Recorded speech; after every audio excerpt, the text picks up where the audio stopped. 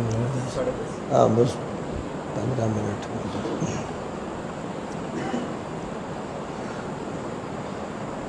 الحمد للہ وکفی وسلام علی عباده الذین اصطفى. اما بعد. عزیز طالب علموں، رائے پور کے مدرسہ فیض ہدایت رحیمی میں بہت پہلے میری حاضری ہوئی تھی. مولانا عبدالعزیز صاحب رحمۃ اللہ علیہ سے بڑا تعلق تھا. مدرسہ مظاہر علوم سہارنپور میں بھی اور یہاں پر بھی میری ایک مرتبہ حاضری ہوئی. اب اللہ تعالیٰ کا فضل ہے کہ مدرسہ بہت وسیع ہو گیا ہے، بڑی خوبصورت مسجد بنی ہوئی ہے، طلباء کی اچھی تعداد یہاں پر پڑھتی ہے، اور معلوم ہوا کہ عربی درجات دور حدیث تک ہیں، یعنی تعلیم مکمل کی جاتی ہے. ہمارے یہاں کا جو مدارس کا نظام ہے اس میں دور حدیث کے ذریعے سے تعلیم کی تکمیل ہوتی ہے.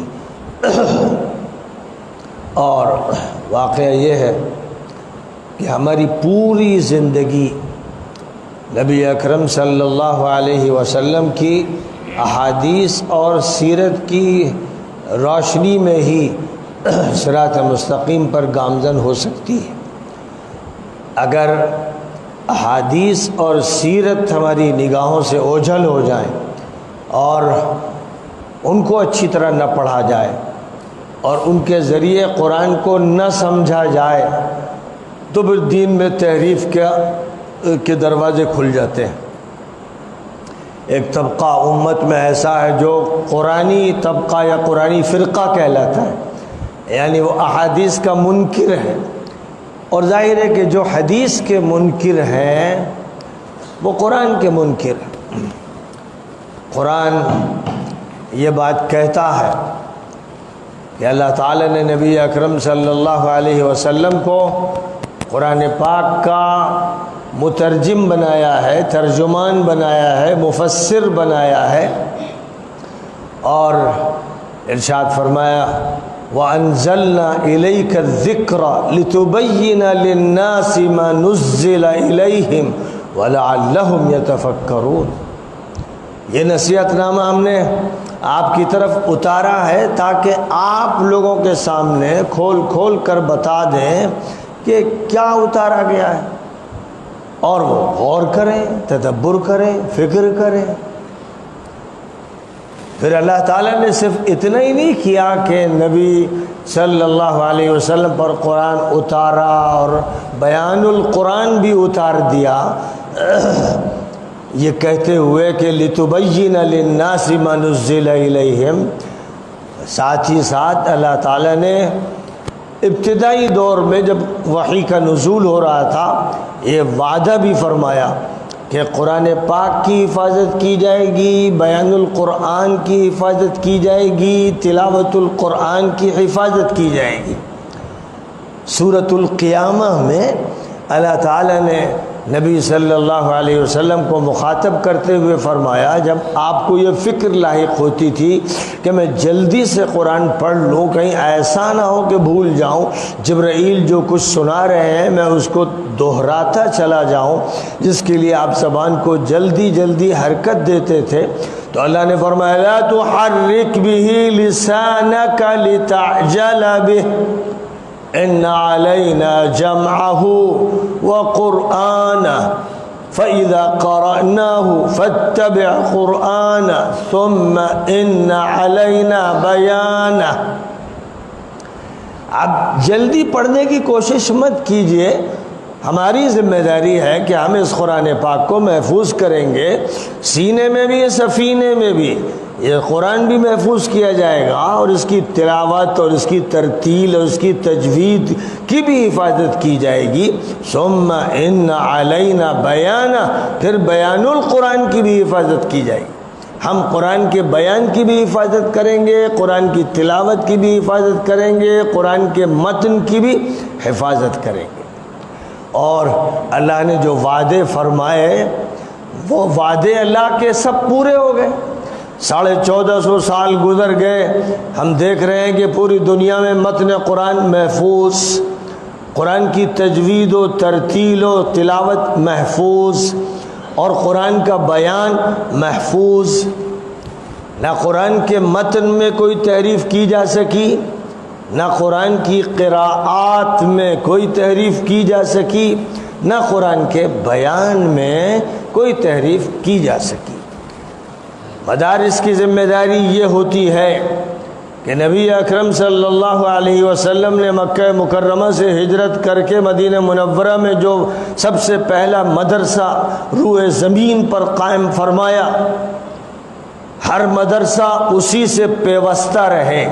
ہر مدرسہ اس سے مربوط ہو، ہر مدرسے کا نظام، ہر مدرسے کا نصاب، ہر مدرسے کا طریقہ کار وہی ہو جو مدرسہ رسول صلی اللہ علیہ وسلم کا تھا۔ جتنا زیادہ ہم اپنے نبی صلی اللہ علیہ وسلم سے قریب ہوتے چلے جائیں گے، اتنا ہی اسلام سے قریب ہوتے چلے جائیں گے، اللہ سے قریب ہوتے چلے جائیں گے، تمام انبیاء سے قریب ہوتے چلے جائیں گے، فرشتوں سے قریب ہوتے چلے جائیں گے۔ اور جتنا زیادہ اس مدرسے سے دوری ہوگی، اس مدرسے کے نظام سے، نصاب سے، طریقہ کار سے، طریقہ تعلیم سے، طریقہ تربیت سے،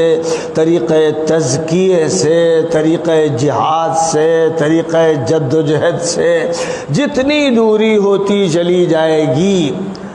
اتنے ہی زیادہ خطرات بڑھتے چلے جائیں گے، فتنے پیدا ہوتے چلے جائیں گے، گمراہیوں کے دروازے کھلتے چلے جائیں گے۔ اس لیے مدارس کے طلباء در حقیقت قرآن پاک اور حدیث نبوی کے لیے اس طرح تیار کیے جاتے ہیں کہ یہ قرآن اور حدیث کی محافظ ٹیمیں ہوں، ان کا دفاع کرنے والی ہوں، ان کی ترجمانی کرنے والی ہوں، اور دنیا انسانیت پر ان کی حجت قائم کرنے والی ہوں۔ مدرسے میں جن کو تیار کیا جاتا ہے وہ صرف مدرسے کے لیے تیار نہیں کیا جاتا ہے۔ اگر مدرسے میں پڑھیں، پھر مدرسے میں جائیں، وہاں پڑھائیں، پھر مدرسے میں جائیں، اگر یہ ایک سلسلہ بن جائے، ایک ایسی زنجیر تیار ہو جائے، تو اس کا نتیجہ یہ نکلے گا کہ جزیرے سے جزیرے جڑتے چلے جائیں گے، اور دائرہ محدود سے محدود تر ہوتا چلا جائے گا، اور معاشرے میں جو کردار مدارس کو ادا کرنا ہے وہ ادا نہیں ہو پائے گا۔ نبی اکرم صلی اللہ علیہ وسلم کے ہاں پڑھائی کے لیے نہ 5 گھنٹے طے تھے، نہ 10 گھنٹے طے تھے، نہ 2 گھنٹے طے تھے۔ پڑھائی ہوتی تھی جب آپ چاہتے تھے، درس دیتے تھے، خطاب فرماتے تھے اور تقریر کرتے تھے، اور اس کے بعد جس وقت ضرورت ہوتی تھی کہ جنگل جائیں، وہاں سے لکڑیاں چن کے لائیں، ضرورت ہوتی تھی کہ زمین کی کھدائی کریں، خندق کی کھدائی کریں، یا مسجد کے لیے زمین کھودیں اور اس کی تعمیر کا کام کریں، یا ضرورت ہوتی تھی گھڑ سواری کریں، یا ضرورت ہوتی تھی کہ سفر میں نکلیں، یا ضرورت ہوتی تھی کہ غزوے میں جائیں، جیسی ضرورت ہوئی ویسا عمل شروع ہو جاتا تھا۔ یہ نہیں ہوتا تھا کہ جو بھی نبی کے پاس آیا اور نبی کی صحابیت کا شرف اس کو حاصل ہوا، اب اس کو بتا دیا گیا کہ صاحب یہاں کورس 5 سال میں ہوگا یا 10 سال میں ہوگا، اور آپ کو روزانہ اتنے دیر پڑھنا ہوگا، اور پھر آپ کو یہ مواقع دیے جائیں گے، اور جب یہاں سے آپ فارغ ہو جائیں گے تو اس کے بعد پھر آپ کے لیے میدان۔ یہ نہیں ہوتا تھا۔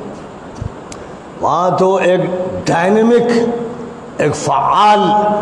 مدرسہ تھا، جو تربیت گاہ بھی تھی، اور جہاں سے اسفار بھی ہوتے تھے، اور مجاہدے کی ہر شکل سامنے آتی تھی، اور جو بھی ضرورت ہوتی ایک شہر کی، کسی گاؤں کی، کسی بستی کی، قریب یا دور کے کسی علاقے کی، اور اس ضرورت کے لیے مطلوب ہو کہ یہاں سے طلبہ بھیجے جائیں، ایک ٹیم بھیجی جائے، تو اس کے لیے فوراً نبی صلی اللہ علیہ وسلم کی طرف سے اعلان ہوتا تھا، اور آپ کا امر جاری ہوتا تھا، اس کے مطابق کارروائی فوراً شروع ہوتی تھی۔ تو وہ ایک ایسا متحرک مدرسہ تھا جس کو قرار نہیں، کیونکہ اس مدرسے کے جو معلم تھے نبی اکرم صلی اللہ علیہ وسلم ابھی مدینہ منورہ میں تشریف رکھتے ہیں، اور ابھی بدر کے لیے جانا پڑ رہا ہے، اور ابھی احد کے لیے نکلنا پڑ رہا ہے، اور ابھی خندق کی کھدائی میں مشغول ہے، اور ابھی بنی المصطلق کی طرف جا رہے ہیں، اور کبھی ذات الرقاع کی طرف جا رہے ہیں، اور کبھی حدیبیہ تک پہنچ رہے ہیں، اور کبھی عمرۃ القضاء کر رہے ہیں، اور کبھی فتح مکہ کے لیے نکل رہے ہیں، اور کبھی موتا کے لیے بھیج رہے ہیں، اور کبھی خود ہی تبوک کا سفر کر رہے ہیں۔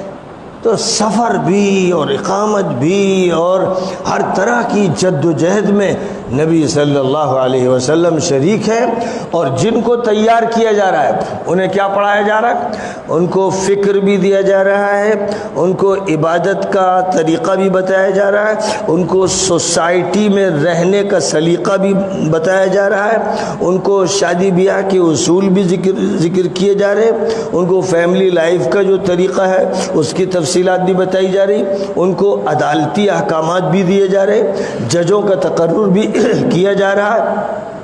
گواہیوں کے سلسلے کی ہدایات بھی دی جا رہی، اور کسی کیس کو سننے اور فیصلہ کرنے کے بارے میں بھی ہدایات دی جا رہی، اور وہیں سے پولیس کے افراد تیار ہو رہے ہیں، سیکورٹی کے لیے ٹیمیں تیار کی جا رہی ہیں، اور ریزرو پولیس بھی موجود، اور بارڈر سیکورٹی فورس بھی وہیں پر تیار کی جا رہی ہے، اور وہیں سے کمانڈر تیار ہو رہے ہیں، چیف کمانڈر کو تیار کیا جا رہا ہے، وہیں سے بزنس مین تیار کیے جا رہے ہیں۔ کبھی بزنس کا باب کتاب البیوع میں کھول دیا گیا، کیسے کمپنی بنانی ہے، کیسے انفرادی تجارت کرنی ہے، کیسے ہم کو ایکسپورٹ کرنا ہے، کیسے امپورٹ کرنا ہے۔ کبھی موضوع چھڑ گیا ہے کھیتی باڑی کا، باغات کا، کیسے ہم کو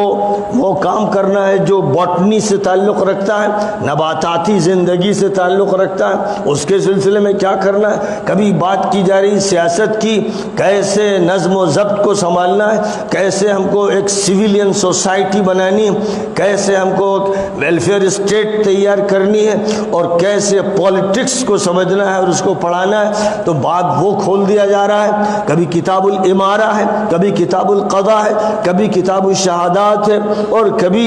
کتاب وہ ہے کہ جس میں یہ بتایا جا رہا ہے کہ کس طرح بیرونی علاقوں سے تعلقات قائم کیے جائیں، معاہدات کے بارے میں کیا اصول و ضوابط ہے، کن معاہدات کا پاس و لحاظ کیا جائے گا، کن کا نہیں کیا جائے گا، اور ہم کو بر وقت کیسے کارروائی کی جائے۔ ریپڈ ایکشن فورس کی ضرورت ہے، اس کو بھی تیار کیا جا رہا ہے۔ اور اس اعتبار سے کوئی بھی ڈپارٹمنٹ ایسا نہیں ہے کسی سویلین سوسائٹی کا، کسی تمدنی زندگی کا، کسی ریاست کا، کسی حکومت کا، کسی عمارت کا، جس کا ہر ڈپارٹمنٹ جو ہے اس کو تیار نہ کیا جا رہا، اور اس کے لیے مدرسے کے طلباء کو تیار نہ کیا جا رہا ہو۔ یعنی نبی صلی اللہ علیہ وسلم کی جو تعلیم گاہ تھی اس کو مدرسہ کہیے، اسکول کہیے، اس کو آپ یونیورسٹی کہیے، اس کو جامعہ کہیے، یہ تو زبانوں کے الفاظ ہیں، لیکن وہاں جو تعلیم دی جا رہی تھی آپ جانتے ہی ہیں کہ وہ تعلیم فیملی لائف کی بھی دی جا رہی تھی، اور نماز روزے اور زکوٰۃ کی بھی دی جا رہی تھی، اور پالیٹکس کی بھی دی جا رہی تھی، اور زولوجی کی بھی دی جا رہی تھی، اور باٹنی کی بھی دی جا رہی تھی، اور ٹیکنیکل ہینڈ کی بھی دی جا رہی تھی، اور کامرس کی بھی دی جا رہی تھی، اور اکانومی کی بھی دی جا رہی تھی، اور بزنس کی بھی دی جا رہی تھی۔ ہر تعلیم دی جا رہی تھی، اور انہی کو جب آپ پڑھتے ہیں مشکات میں، ترمذی میں، بخاری میں، اور فقہی کتابوں میں، قدوری میں، ہدایہ میں، اور قرآن پاک کی آیتوں میں، سورتوں میں ان کو پڑھتے ہیں، اور پڑھنے کے باوجود نہ آپ بزنس مین بن پاتے ہیں، نہ اکونومسٹ بن پاتے ہیں، نہ ٹریڈرز بن پاتے ہیں، اور نہ آپ کمپنی قائم کر پاتے ہیں، نہ بینکوں پر حاوی ہو پاتے ہیں، نہ دنیا کا جو سسٹم ہے سودی بینک سے فری سسٹم قائم کر پاتے ہیں، اور نہ جو مقابل کے لوگ ہیں ان کو آپ شکست دے پاتے ہیں، نہ ان پر غالب آ پاتے ہیں، نہ سیاست کی سین پڑھتے ہیں کہ سیاست کی تا تک پہنچے اور اس کے بعد کسی بھی ملک کے تمدن کو، وہاں کے نظم و ضبط کو سنبھالنے کی صلاحیت پیدا کریں۔ یہ سب نہیں ہوتا۔ پہلے یہ نہیں ہو رہا تھا طالبان کے یہاں، اور جب نہیں ہو رہا تھا تو میدان جنگ میں تو وہ گھس گئے، پھر ان کو شکست ہو گئی، تمدن کے، حکومت کے سیاست کے میدان میں شکست ہو گئی۔ پھر اس کے بعد ان کے ذہن میں آیا اور ان کے بڑوں کے ذہن میں آیا کہ مکمل تعلیم دے کر کیڈر تیار کرنا ہے، ٹیم تیار کرنا ہے، افراد تیار کرنے ہیں جو پورے نظام کو سنبھالیں، اور اس کو تیار کر کے 20 سال کے بعد انہوں نے امریکہ کو شکست دے دی، اور اب ملک پورے طور پر انہوں نے سنبھالا، فوج ان کی اور پولیس ان کی اور امام ان کے اور خطیب ان کے اور حافظ ان کے اور مولانا ان کے اور قاضی ان کے اور جج ان کے، یہ مرحلہ انہیں حاصل ہو گیا۔ دنیا ان سے چڑھی ہوئی ہے، کیونکہ دنیا چڑھتی ہے حق سے۔ دنیا شیطانی دنیا ہے، ابلیسی دنیا ہے، دجالی دنیا ہے، مکر و فریب کی دنیا ہے۔ اس دنیا پر کبھی اعتبار مت کرنا، اور اس دنیا میں جو طاقتیں حاوی ہیں ان سے بڑی ابلیسی طاقتیں روئے زمین پر نہیں ہیں، اس لیے ان کو خاطر میں نہ لاتے ہوئے اپنے وجود کو مضبوط کرنا ہے، اپنے مشن کو سامنے رکھنا ہے، اور نبی پاک علیہ السلام کا دامن تھامے رہنا ہے۔ اور پھر جو اس مدرسے کے فارغ ہوئے، ابو بکر ہیں، عمر ہیں، عثمان ہیں، علی ہیں، حضرت معاذ ہیں، اور ابو موسیٰ اشعری ہیں، اور ابو عبیدہ ابن الجراح ہیں، اور کتنے ہیں جنہوں نے چھوٹے سے مدرسے میں، جہاں زمین پر نہ چٹائی تھی اور دری کا تو تصور نہیں، اور جو ستون تھے وہ کھجور کے تنوں کے تھے، اور جو چھت تھی وہ کھجور کے پتوں سے، اذخر کی گھاس سے اور مٹی سے بنی ہوئی تھی۔ ان مدرسوں میں جن طلبہ نے پڑھا، انہوں نے فوجوں کی قیادت کی، انہوں نے تمدن کو فتح کیا، انہوں نے حکومتوں کو فتح کیا، انہوں نے 2 سپر پاور پرشین امپائر اور رومن امپائر کو شکست دے دی، اور وہ مدینہ منورہ سے ہندوستان تک، ملیشیا تک، انڈونیشیا تک، نیوزی لینڈ تک چلے گئے۔ ادھر سے دوسری طرف جب چلے تو سیریا اور عراق سے لے کر، مصر سے لے کر اسپین تک، اور آگے بڑھتے ہوئے امریکہ تک چلے گئے، دنیا کے تمام ملکوں میں پھیلتے چلے گئے۔ اگر پہلی نسل نہیں پھیلی تو دوسری، دوسری نہیں تو تیسری، اس طرح یہ سلسلہ چلتا رہا۔ ضرورت ہے کہ ہم اپنے مدرسوں کو اس رخ پہ چلائیں۔ ہمارے لیے اسوہ رسول اللہ صلی اللہ علیہ وسلم کی ذات ہے۔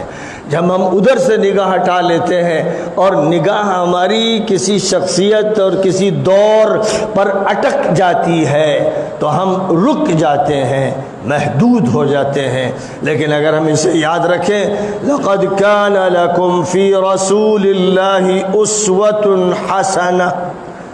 اللہ کے رسول کی ذات میں بہترین نمونہ ہے۔ اس لیے ہمیں چاہیے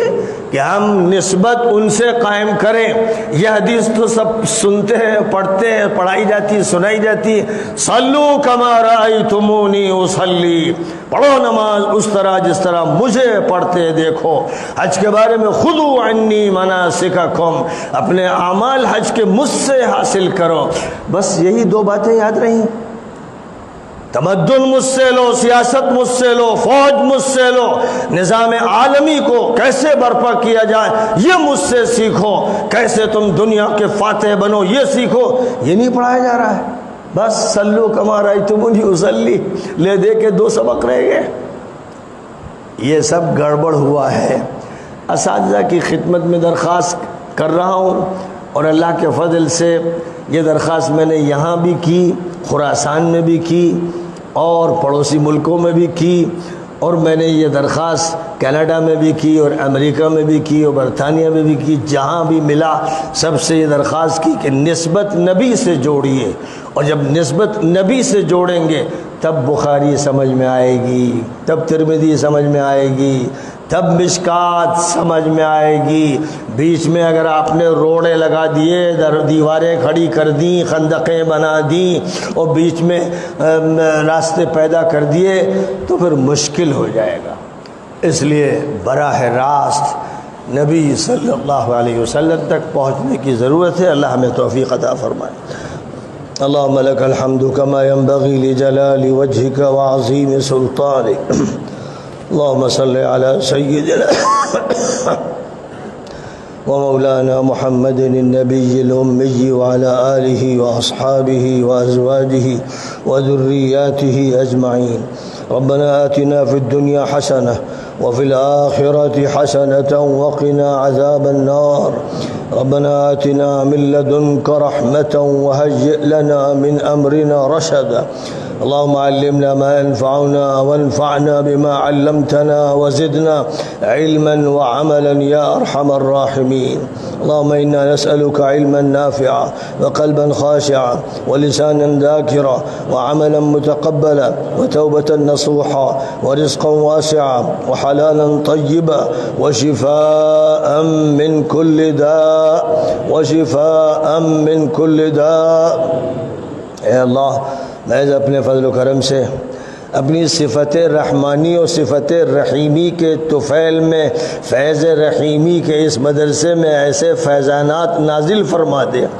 آسمان سے عرش بری سے ایسے فیضانات نازل فرما دے، ایسی برکات عطا فرما دے، زمین سے ایسے چشمے جاری فرما دے کہ یہاں کا ہر طالب علم، ہر مدرس، ہر خدمت گزار نبی پاک علیہ السلام کے دامن کو تھام لے